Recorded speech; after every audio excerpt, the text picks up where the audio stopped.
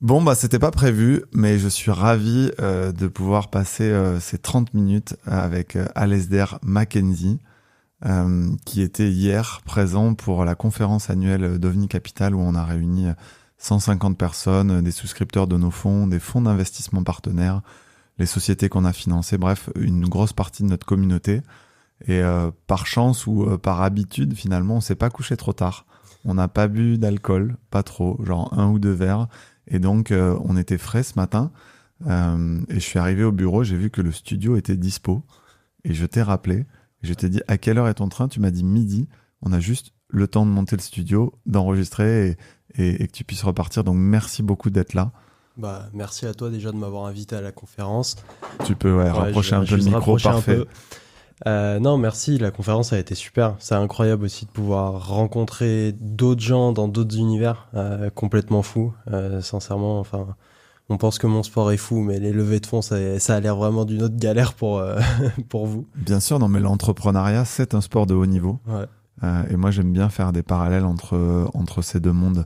Bah, c'est clairement ça. C'est en fait tout le stress qu'il peut y avoir. Il y a vraiment vraiment des vrais parallèles dans tout, même si on n'est pas du tout dans les mêmes disciplines, on va dire, si je parle vraiment sport.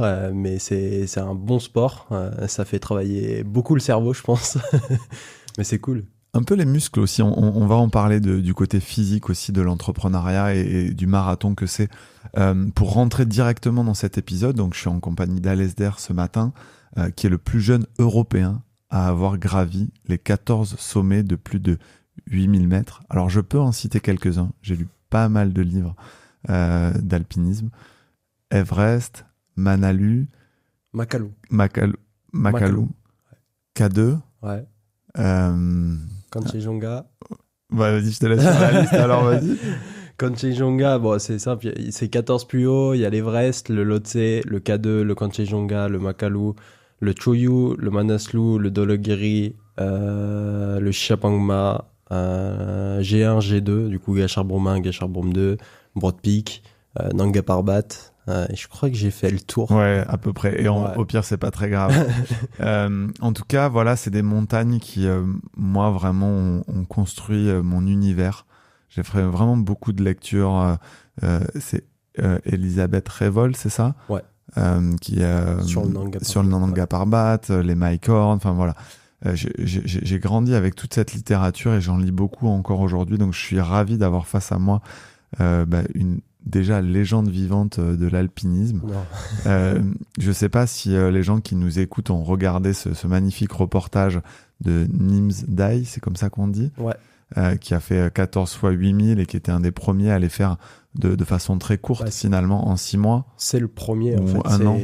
C'est grâce à lui que, en fait, il a changé le mindset des gens. On a pu voir que, du coup, c'était possible d'enchaîner vraiment vite. C'est le premier. Et maintenant, tout le monde sait qu'on peut les faire encore plus vite. Là, il y a Christine Arilla, si je dis bien son nom. Elle les a fait en 3 mois, par exemple. Incroyable.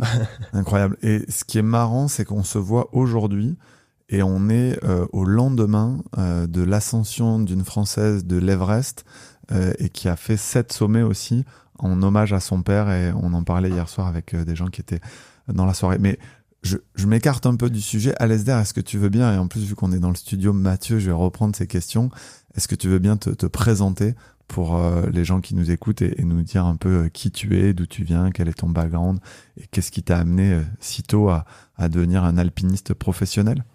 Alors, je m'appelle Alasdair Mackenzie, j'ai 20 ans, je suis alpiniste himalayiste, j'ai gravi les 14 plus hauts sommets de la planète en ouvrant une voie. Ce projet est venu en fait à la suite de mon arrêt de carrière de ski. Je faisais du ski de compétition. Et un jour au refuge du Mont Blanc, j'ai juste appelé ma maman en disant j'arrête, je veux faire vraiment de la montagne, comme quand j'étais petit, parce que mon coach m'avait mis le choix, c'est t'arrêtes la montagne pour le ski. Du coup, j'avais choisi cette option à 16 ans. Et les résultats du ski ont dégringolé, du coup j'ai rattaqué la montagne en secret, sans dire au coach, sans dire à l'école. Et c'est à partir de là où je me suis vraiment dit, ok, on va faire des montagnes, mais je pensais pas devenir professionnel à cette époque-là. Et quand j'ai arrêté du coup ma carrière, je me suis dit, je me lance à fond, je vais devenir guide de haute montagne. Du coup, il y a une liste de courses complète à faire. Et à partir de là, en fait, d'aller de refuge, de montagne en montagne. Tu rencontres des guides, des nouvelles personnes, tout ça, jusqu'à que je rencontre une personne qui m'introduit à une autre personne qui part en expédition sur un 7000 en Himalaya en 2021. D'accord. Et du coup, je suis allé là-bas en me disant, je vais voir. Je voulais, dans ma tête, je savais qu'un jour, j'allais aller à 8000. Je pensais pas que ça allait être aussitôt. Mais à partir de là, en fait, je suis tombé amoureux du Népal, de cette communauté Sherpa qui ont rien et pourtant qui essayent de t'apprendre beaucoup de choses. C'est juste... c'est une communauté incroyable. Et du coup, je suis parti avec l'envie... quand je suis revenu en France, je suis parti vraiment avec cette envie de me dire, OK, pourquoi pas tenter un 8000 ? Et après, je me suis dit, mais en fait, pourquoi pas tenter un 8000 avant mes 18 ans ? D'accord. Et à partir de là, j'ai lancé le projet Lhotse, en investissant tous les sous de mon grand-père dedans, tout l'héritage de mon arrière-grand-père, désolé. Et je me suis dit, je fais un all-in et je vois ce qui se passe, un peu en mode poker, quoi. Je me suis dit, voilà, c'est parti comme ça. Tu as le droit de pas aller dans le détail, mais il faisait quoi ton arrière-grand-père ? Tu avais une relation avec lui ? C'est quelqu'un que tu as beaucoup connu ? Quel sens ça a pour toi ? Je trouve que c'est beau que tu le racontes comme ça. Alors, c'est un sujet où, en fait, on m'a jamais posé la question. T'es la première personne. C'est génial. Mon arrière-grand-père, j'ai beaucoup appris avec lui. J'ai appris à faire du bricolage. C'est lui qui m'a appris à me servir de mes mains quand j'étais jeune, à faire du vélo aussi avec lui. Okay. Aller tous les mercredis en trottinette après l'école, manger chez lui. Tout ça, du coup, c'était une personne qui était importante, qui est toujours importante dans ma vie, même s'il n'est plus là. Mais je savais qu'il voulait que je fasse quelque chose. De ta vie jour, et Ok. Et du coup, je me suis dit, à la place de juste... c'était peut-être pas le meilleur choix financier, mais au final, ça a marché. Mais je me suis dit, j'y vais avec le cœur, je mets tout dedans en me disant, on tente et on voit, quoi. Je trouve que c'est intéressant. Moi, j'ai jamais eu la chance de connaître mes grands-pères.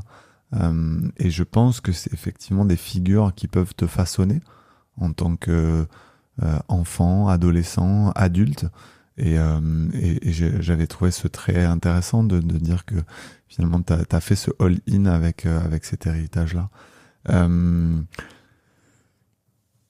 Hier soir, on parlait de ça, on parlait de tes différentes expéditions et à quel point, une fois que tu as fait ce all-in avec l'héritage de ton grand-père et que tu as gravi ces 2 premiers 8000, évidemment, tu as tout de suite envie d'en faire d'autres. Tu le sais, moi, je fais du parachutisme. Lorsqu'on fait un saut, on pose les pieds au sol et la première chose qu'on fait, c'est on regarde en l'air et on a envie d'y retourner. Et je pense que pour avoir fait quelques sommets, des sommets beaucoup moins impressionnants que les tiens, j'ai fait c'est des sommets quand même. La neige avec ma femme. Et donc, en fait, comment tu as fait pour te transformer en leveur de fonds, en chercheur de sponsors et finalement en entrepreneur pour concevoir ce projet de 14 x 8000 ? Parce que je voyais hier dans tes échanges avec Mathieu, tu parlais des budgets globaux des expéditions qui pouvaient aller jusqu'à 1 million d'euros. Des fois, j'entends des chiffres. L'Everest, c'est entre 40 et 80 000 euros. Voilà, comment tu as enfilé cette casquette d'entrepreneur en plus de celle d'athlète ? En fait, je ne l'ai pas réalisé au début. Pour moi, je savais très bien que j'avais fait 2 sommets. Le Lhotse, j'avais fait le record de plus jeune. J'avais enchaîné du coup 9 jours après parce que la petite parenthèse, c'est que j'avais gardé un peu d'argent en me disant je vais passer le permis voiture et je vais passer le permis, pas le permis, mais passer une formation de parapente. Et 9 jours après, j'avais décidé de gravir le Makalu. Du coup, là, j'ai vraiment pris tout. Et là, il y avait vraiment zéro, plus rien. Et j'ai tout mis dedans. Et je savais qu'à partir de ce moment-là, le record du Lhotse et le 2e sommet, c'était quelque chose qui se faisait pas souvent. Surtout, à mon âge, j'étais le premier à aller autant vite sur des sections du 8000. Et je me suis dit, comment je peux attirer de l'argent pour réaliser mon rêve, du coup, les 14. Parce que le 14 est venu directement après en me disant, comme tu disais, tu vois, le parachutisme, tu poses les pieds à terre et tu as envie de continuer. Moi, c'était exactement ça avec les 8000. Et du coup, je me suis dit, on va se servir du record du monde, des 2 sommets, pour faire de la publicité, pour récupérer des followers sur Instagram, et après, on va pouvoir aller demander aux sponsors. Ça a été une galère, du début jusqu'à la fin. Mais pour moi, je pense que tant qu'on s'entoure bien, je suis pas professionnel dans ma communication, les médias, j'ai pas les contacts, tout ça. Et j'ai réussi à m'entourer d'une team quand même qui était là pour m'aider en soi sur cette partie-là de projet. Ok. Du coup, ça, c'était vraiment le point faramineux du début de projet.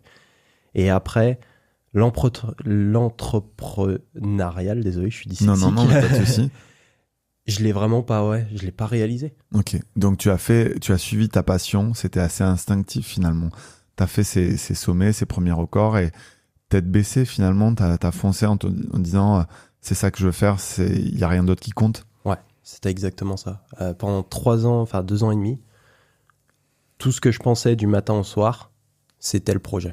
J'ai travaillé, j'ai fait mes entraînements, j'ai pas eu beaucoup de vie sociable, tout. Ça veut dire quoi alors si, je veux bien, ça, si ça t'embête pas, qu'on s'arrête 2 minutes là-dessus.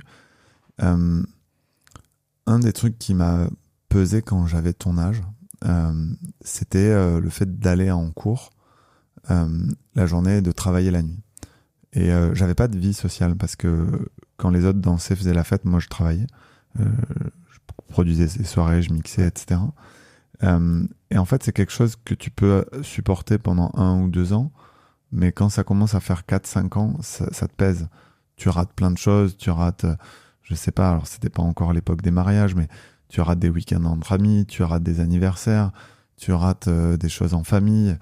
Et donc toi, ça a duré 3 ans, c'est ça ? Ouais. Ça veut dire quoi ? Ça veut dire même pas de petite copine, rien, enfin t'as le temps pour rien, et il y a qu'une seule chose qui t'obsédait, c'était ça ? Ouais. J'ai pas passé par exemple les Noëls avec ma famille. D'accord. J'étais en train de travailler parce que moi je partais du principe que les sponsors étaient en vacances. Du coup, ça servait à rien de faire du démarchage et risquer un email qui reste enfui sous beaucoup d'emails. Et du coup, je suis allé travailler pendant les vacances de Noël en renfort, à mettre des chaussures de ski, tout ça, à pas passer Noël, tout. Pour moi, il y a des sacrifices quand on veut faire des projets gros, que ce soit dans l'entrepreneurial, que ce soit dans une vie d'athlète. Il y a des choses qu'il faut faire, faut sacrifier. C'est pas envisageable sur le long terme. Sincèrement, la vie que j'ai menée sur 3 ans, je savais que je pouvais pas la continuer sur 5-10 ans au même rythme. C'était impossible. Physiquement, t'es fatigué tout le temps. Mentalement, t'as le stress des financements, tout ça. Enfin, tu peux pas. Enfin, tu l'as très bien dit, c'est que t'as rien du tout. En fait, tu penses qu'à ça. Et du coup, moi, je sais que par exemple, là, sur le nouveau projet, on a vraiment changé le dispositif en disant, on a déjà des sponsors qui sont mis en place. Voilà, on sait j'ai pas besoin d'aller travailler, par exemple, sur Noël. Bien sûr. Et donc, tu t'offres des temps de repos. Peut-être pour aller là-dessus, sur la sensation d'épuisement, en plus, ce qui est très dur, c'est que nous, en tant que venture capitaliste ou entrepreneur, on a une fatigue mentale, mais on n'a pas la fatigue physique dont tu parles. Dans les souscripteurs de notre fonds, on a la chance de compter des gens comme Mathieu Blanchard ou comme Nicolas Spi de Campus Coach, qui sont des très grands sportifs. Toi, comment tu structures tes journées d'entraînement ? Typiquement, Mathieu Blanchard, quand je vais le voir à 9h dans la station de ski, donc c'est les 2 Alpes, je veux pas dire de bêtises, j'arrive à 9h30 pour prendre mon café avec lui, et lui, ça fait déjà 3 heures qu'il est sur le glacier en train de monter, descendre et faire du ski de fond. Toi, ça ressemble à quoi une journée dans ta vie à ce moment-là, sur ces 3 ans-là ? Sur les 3 ans, c'était assez physique. À 5h du matin, j'étais réveillé.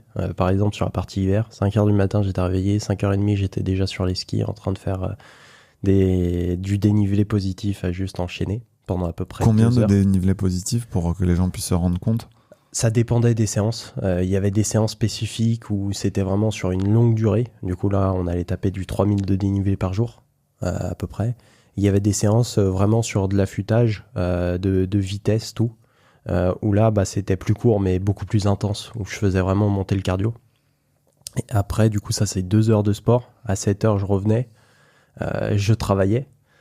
jusqu'à midi. Midi jusqu'à 14h, j'étais en muscu pour faire du renforcement musculaire parce qu'on porte très lourd là-haut. Et après, je rattaquais du coup les mails, tout ça, le démarchage, tout. Et après, le soir, si mes amis étaient là, le seul moyen de sociabiliser, c'était à travers un sport collectif. S'ils voulaient me voir, je disais, ok, pas de souci, on va faire un foot, on va faire un volleyball, on va faire du squash, enfin, ça dépendait, quoi. Ok, excellent. C'est quoi ton rapport un peu poids-puissance aujourd'hui? Combien tu mesures, combien tu pèses? C'est quoi les données clés d'un athlète comme Alasdair Mackenzie? Alors, sur moi, je suis pas fin. Ok. Beaucoup d'alpinistes sont beaucoup plus fins que moi. Moi, je fais partie, on va dire, de la catégorie lourde de ce groupe. C'est un défaut, ça? Moi, je le vois pas comme un défaut. Je le vois que c'est mon corps. Tu l'acceptes et tu fais avec. Et tu composes avec. Ouais. Ouais, voilà. C'est sûr que moi, je suis un chat maigre. Je fais 1m78, 64 kilos. Et toi, c'est quoi à peu près? Moi, je fais 1,80, 80 kilos. Ok. Mais beaucoup plus de muscles. Moi, si on le voit à la caméra, j'ai que les os. Les os, la peau. Ouais, faut pas dire ça. Mais non, du coup, je fais 80 kilos. Quand j'avais 16 ans, je faisais 95. À cause du ski alpin, parce qu'on soulevait des lourds. Enfin, lourds en muscu, tout. Et du coup, j'ai gardé, on va dire, ce composite de muscles à travers toutes mes années. Et maintenant, le seul truc que je sais, c'est qu'en expédition, par exemple sur l'année 2023, où j'ai enchaîné 10 sommets, j'ai perdu plus de 17 kilos au total. Ouais, ça, j'ai entendu que tu en parlais hier, de la perte de poids. Ouais. C'est vrai que c'est assez incroyable comment votre corps peut, au fil de l'expédition, avec l'altitude, les montées, etc., se transformer. Ouais, on mange pas assez, on boit pas assez, l'altitude brûle encore plus de calories. C'est simple, ici, par exemple, à Paris, personne lambda va brûler à peu près 2000 à 2800 calories, s'il est dans mon poids, par exemple. Ça, c'est mes stats ici. Et là-haut, par jour, à plus de 8000, c'est à peu près entre 7000 et 10 000. Est-ce que, si on fait faire l'exercice aux gens qui nous écoutent, si on leur fait fermer les yeux pendant 2-3 minutes et que tu leur racontes comment ça se passe dans ta tête, qu'est-ce que tu ressens quand tu passes du dernier camp pour aller à l'étape finale, le sommet de l'Everest et le début de la redescente, si on essaie vraiment de faire cet exercice-là et que tu racontes les sensations, ce qui se passe dans ta tête, ce que tu vois, comment tu le raconterais, comment tu essayerais de le faire vivre aux gens qui nous écoutent? L'Everest, c'est assez simple. Tu pars. Nous, on est parti parce qu'il y avait beaucoup de vent. Il y avait à peu près 50 km/h de vent. On est dans la tente en train de se reposer. La tente, elle se plie sur nous.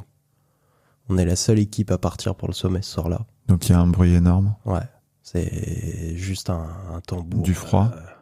Froid. Ça fait quoi? Ça fait ouais, ça bouge, ça tape. Ça tape la tente comme ça. Okay. C'est Bagdad là-haut, quoi. Comment tu fais le vide là, dans ces moments-là, toi? Moi, j'étais au téléphone satellite, en train d'essayer de négocier un nouveau contrat. Avec un sponsor. Bon, celui-là, il n'a pas marché. Mais pouvoir partir à la prochaine montagne. D'accord, ok. Oui, donc toi, même quand c'est le chaos, tu continues à négocier, à faire avec les sponsors et tout ça. Mais moi, je savais pas si après les vrais, je continuais ou pas. Du coup, j'essayais en train de travailler pendant que tout le monde dormait. Et quand on est parti, c'est simple, nuit dehors, 50 km/h de vent, ça pique le visage, tu te dis, ça va être chaud ce soir. Ça pique le visage, c'est quoi? Ça brûle? Ouais, ça brûle, ça fait mal. Dès qu'il y a un peu de neige qui te tape sur le visage, t'as l'impression qu'on te met une pichenette derrière l'oreille. Et c'est ça partout sur le visage en fait. T'as ton oxygène qui dégoule sur ta combinaison. Du coup, toute la condensation que tu as faite, elle gèle immédiatement sur la combi. Tu n'arrives plus à ouvrir ta combi. Tout. C'est quoi? C'est des sensations au fond des poumons? C'est le bout des doigts? Qu'est-ce qui... Alors, moi, j'ai pas ressenti au niveau des poumons et bout des doigts. Il y a des personnes qui ressentent ça. Mais la partie la plus difficile d'une ascension, à plus de 8000, en tout cas pour moi, c'est entre 4h et 7h du matin. C'est là où la fatigue va être au cumul. Le froid est encore plus intense qu'au milieu de la nuit. T'as vraiment cette sensation d'envie de dormir aussi. Mais tu sais que si tu dors, t'es mort. T'es mort. Okay. Du coup, tu restes éveillé avec du café, du Red Bull. tu tiens. Et à partir de là, t'arrives à côté du sommet. Nous, malheureusement, juste avant, on avait vu la courbure de la Terre sur l'Everest. Du coup, ça, c'est le moment, on va dire, magique de l'Everest. Et 2 minutes après, on a dû enclencher un secours parce qu'il y avait une personne qui était restée toute la nuit dehors. Elle avait été abandonnée par son équipe. Du coup, on a dû lancer ce secours. On a dû laisser 2 Sherpas le temps de le préparer parce qu'il avait plus de gants, plus d'oxygène. Du coup, quand on met un secours en place, c'est très long à l'équiper. Il faut mettre...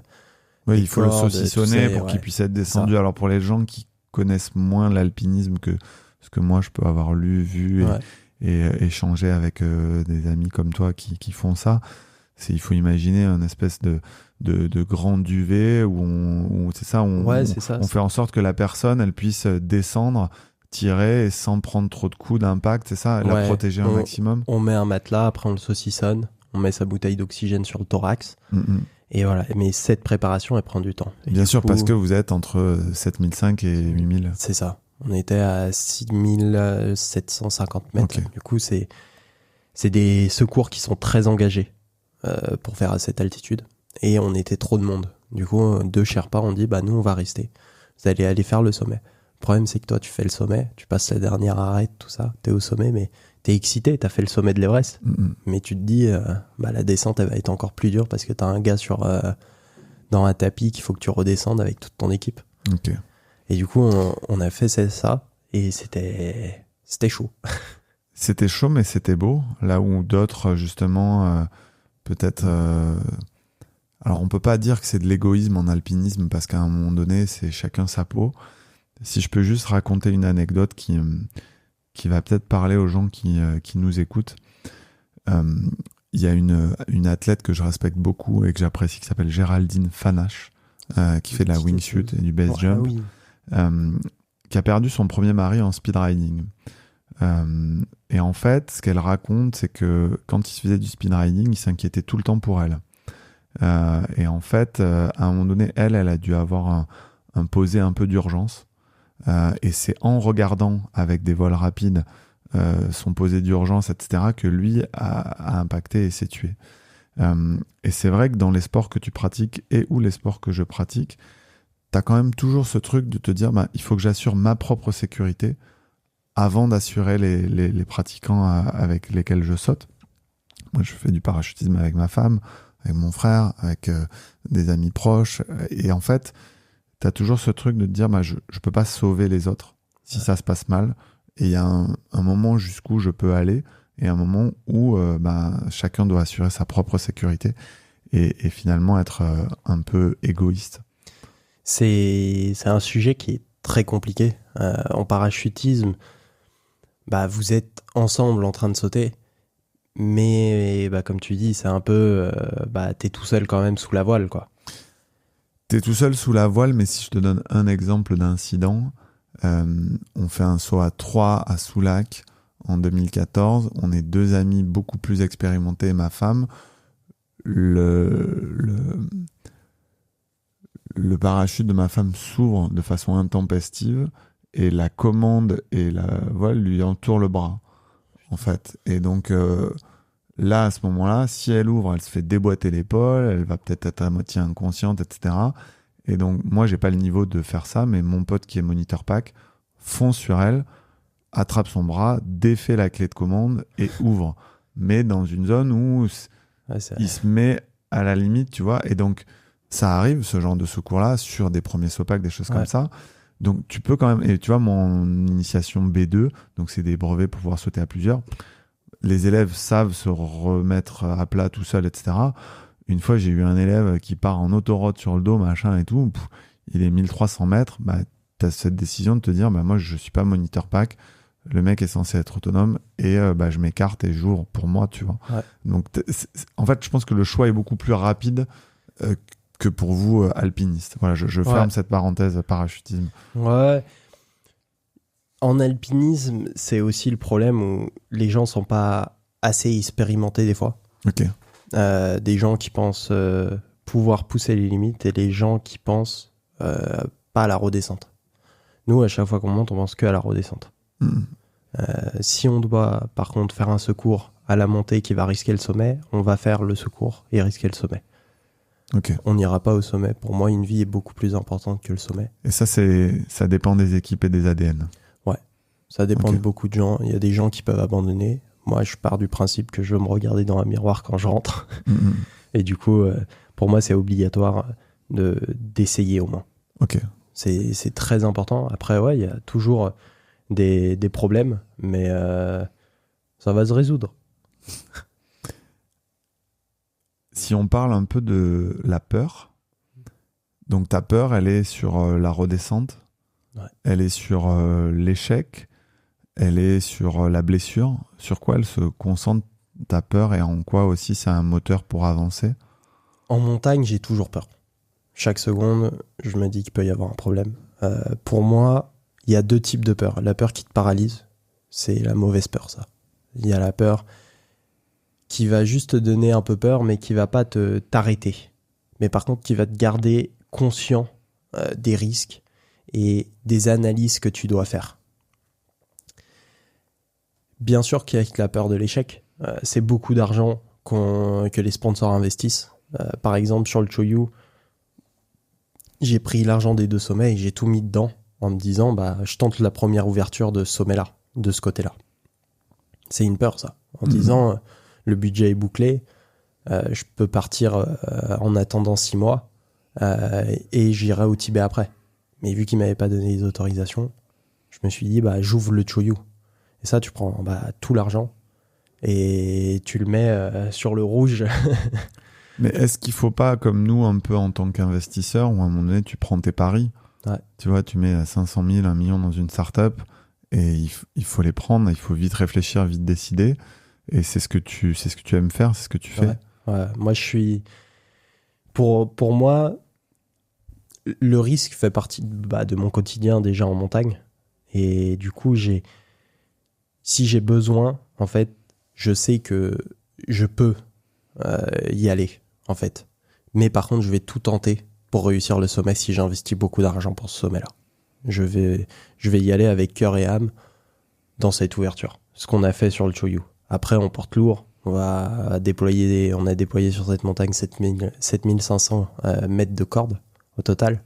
J'avais les décisions du groupe entier sous ma décision. Ça veut dire que tu fais preuve, malgré ton jeune âge, et moi j'adore cette phrase, la qualité n'attend pas l'âge, d'un vrai leadership.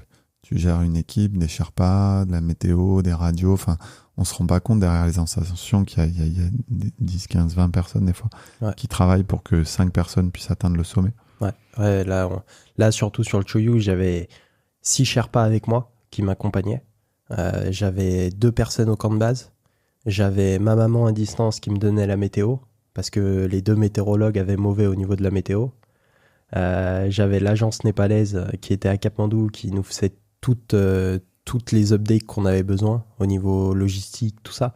Du coup, au final, c'était une grosse équipe derrière nous, et pouvoir être là-bas, c'était génial, mais c'était un sommet qui, mentalement, c'est fatigant. Quand tu dois prendre des grosses décisions, surtout, là, tu parles de vie humaine qui t'accompagne. Quand tu prends ta propre décision et t'y vas, il n'y a que la tienne. Mais tu mets d'autres gens aussi à risque. Oui, par rapport à certains alpinistes, mais je veux pas rentrer et ouvrir ce débat qui monte en style alpin. C'est ce qu'a fait, je crois, Kylian Jornet ou d'autres, où ils montent de façon légère, c'est-à-dire seul, sans équipe. Vous, c'est vrai que la contrainte de monter en groupe comme ça, c'est que tu as cette responsabilité du groupe finalement. Ouais, c'est exactement ça. Du coup, tu penses à 2 fois à prendre ta décision finale, quoi. Oui, alors que sur le style alpin, c'est beaucoup plus souple et léger comme style d'ascension. Ouais. Je vois qu'on a déjà un peu dépassé le temps et tu as un train à prendre. Ouais. Et à quelle heure ? 12h15, je crois. Ok, donc on a encore 5 minutes. Tu parlais de ta maman. Ouais. Moi, la mienne a toujours été très stressée. Ne monte pas ici, attention, tu vas tomber, etc. Quand je suis allé faire du parachutisme, je leur ai pas dit et je suis venu une semaine après avec des vidéos. quelle relation tu as avec tes parents? Je crois que c'est une des premières questions que je t'ai posées, vu les sports que tu fais. À chaque fois que tu les quittes, tu les prends fort dans tes bras, tu es conscient de ce qui pourra arriver. Eux aussi sont conscients de ce qui pourra arriver. Et comment vous vivez dans cette famille avec ce poids-là?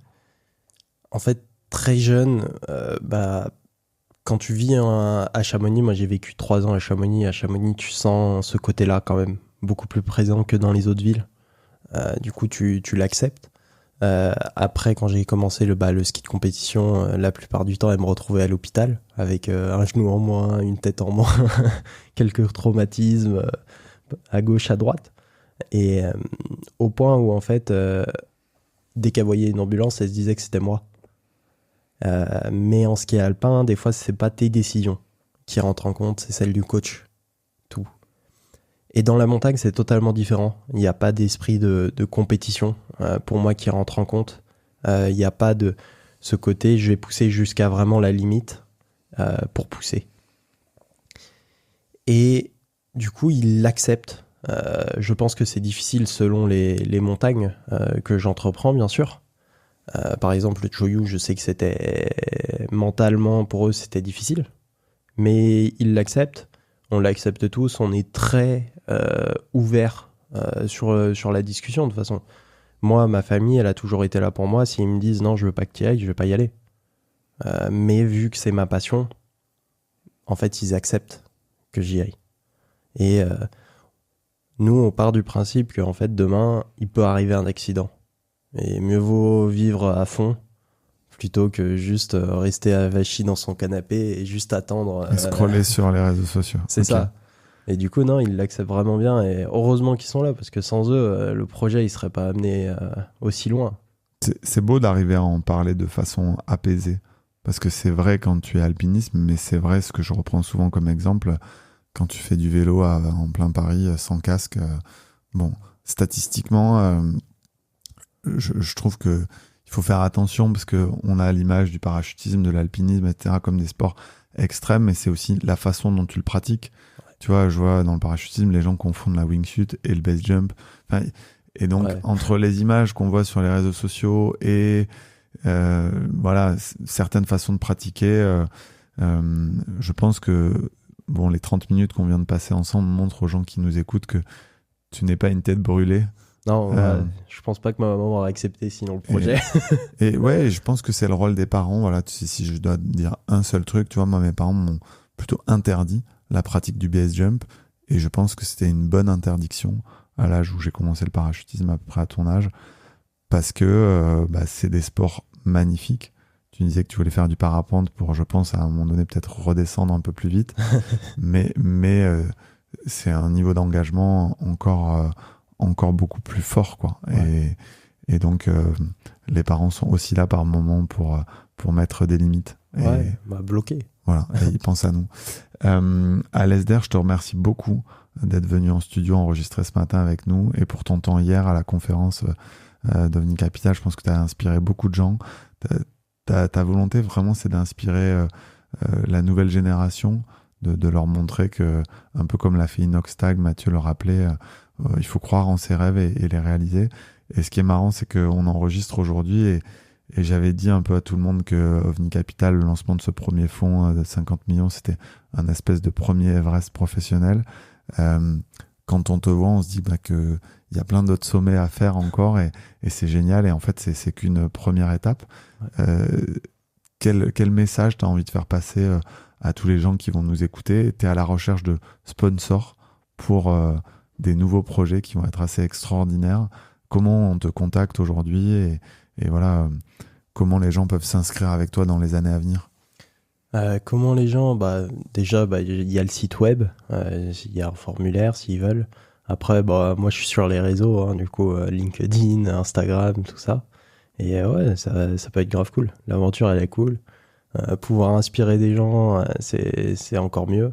Et c'est vraiment sur la démarche qu'on va, avec surtout ce nouveau projet à ski, de prouver encore une fois que c'est possible.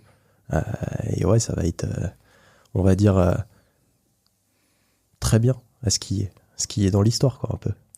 Donc pour les gens qui l'auraient pas compris, Alasdair veut refaire ces sommets-là et cette fois-ci descendre à ski. Ouais. Merci beaucoup d'avoir pris ce temps ensemble ce matin.